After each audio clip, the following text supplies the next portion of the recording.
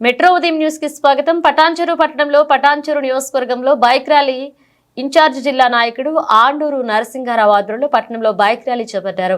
ఈ కార్యక్రమానికి ముఖ్య అతిథిగా సంగారెడ్డి జిల్లా బీజేపీ అధ్యక్షురాలు గోదావరి అంజరెడ్డి విచ్చేసి జెండా ఊపి ర్యాలీని ప్రారంభించారు. అనంతరం ఇరువురు మాట్లాడుతూ బీజేపీ రాష్ట్ర నాయకుడు కేంద్ర మంత్రి కిషన్ రెడ్డి పిలుపు మేరకు తెలంగాణ ప్రజలను అబద్దాలతో మోసం చేస్తున్న కాంగ్రెస్ పార్టీ విలువలు తెలంగాణ ప్రజలకు తెలియాలని సుమారు 400 బైక్లతో భారీగా ర్యాలీ నిర్వహిస్తూ కాంగ్రెస్ గ్యారంటీల గారడి 6 అబద్దాలు 66 మోసాలుగా మారింది. పాలకులే పాలన కాదు అనే నినాదాలు ఇస్తూ ర్యాలీ నిర్వహించడం జరిగింది.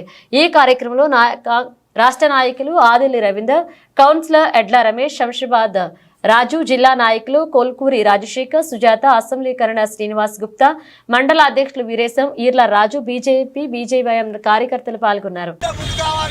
భారతీయ జనతా పార్టీ విజ్ఞప్తి చేస్తా ఉంది, రండి అందరం కలుద్దాం. ఈ అవినీతి కాంగ్రెస్ ను, ఈ అబద్ధాల కాంగ్రెస్ ను, ఈ దగాకోరు కాంగ్రెస్ ను గద్దెదించడానికి మరి యువతరం ముందుకు రావాల్సిందిగా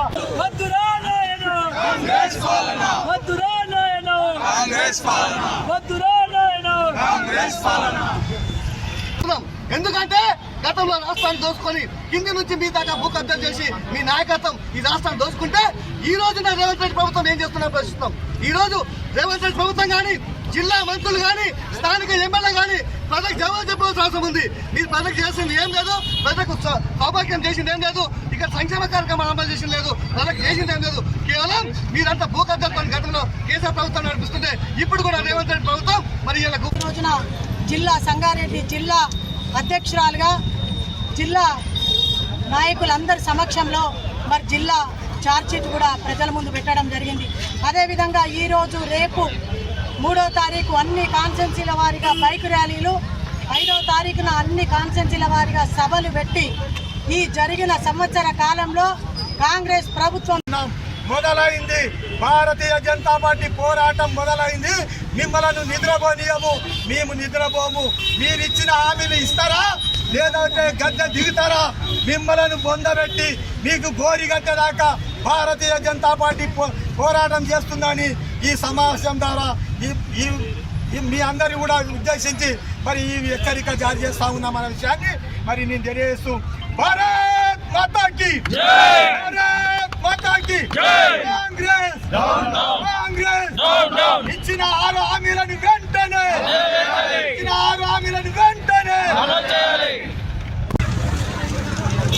సంగారెడ్డి జిల్లా పటాన్చెరు కాన్స్టిట్యున్సీలో తీస్తున్నటువంటి బైక్ ర్యాలీకి మరి ఈ కాన్స్టిట్యున్సీకి ఇన్ఛార్జిగా ఉన్నటువంటి ఆండూరు నరసింహారావు గారు, అదేవిధంగా రాష్ట్ర కార్యవర్గ సభ్యులు ఆదిల్ రవీందర్ గారు, రాష్ట్ర కార్యవర్గ సభ్యులు ఎడ్ల రమేష్,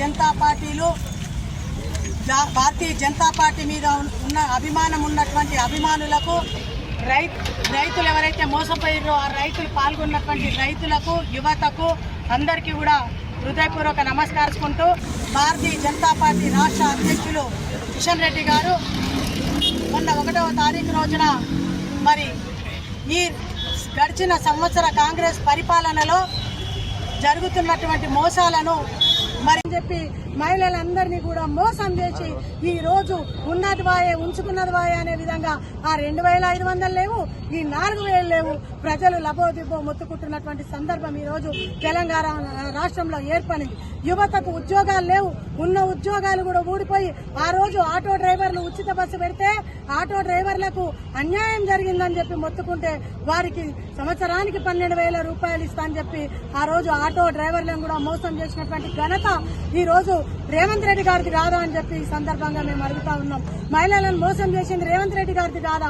ఈ రోజు ఒక్కరికి కూడా ఒక తెల్ల రేషన్ కార్డు ఇవ్వకుండా, ఆరోగ్యశ్రీ లేకుండా ఈ రోజు సెంట్రల్ నుంచి వస్తున్నటువంటి గురుకుల పాఠశాలలకు వస్తున్నటువంటి నిధులన్నీ కూడా సెంట్రల్ పార్టీయే అయినా కూడా ఈ రోజు నిధులు వస్తున్నా కూడా ఆ పిల్లలకి సరి అయినటువంటి భోజనం పెట్టకుండా తెలంగాణ రాష్ట్రంలో ఇప్పటి వరకు గురుకుల పాఠశాల విద్యార్థులు 51 మంది చనిపోతే 800 పైసలకు ఈ రోజు హాస్పిటల్ పాలైన మాట వాస్తవం కాదా అని చెప్పి నేను రేవంత్ రెడ్డి గారిని అడుగుతా ఉన్నాం. ఈ విధంగా పరిపాలిస్తూ ప్రజలను మోసం చేస్తూ అమాయకమైనటువంటి విద్యార్థుల ప్రాణాలు పోతుంటే ఆరాధిస్తాం, ఆచి చూస్తాం, తూచి చూస్తాం అని చెప్పి ఇంకా కూడా ఎటువంటి నిర్ణయాలు తీసుకోకపోతే ఎంతమంది విద్యార్థుల ప్రాణాలు పోతే మీరు చర్యలు తీసుకుంటారో తెలంగాణ రాష్ట్ర ప్రజలకు, ఈ గురుకుల పాఠశాల విద్యార్థుల తల్లిదండ్రులకు చెప్పాల్సినటువంటి అవసరం ఉందని చెప్పి కూడా ఈ సందర్భంగా తెలియజేస్తూ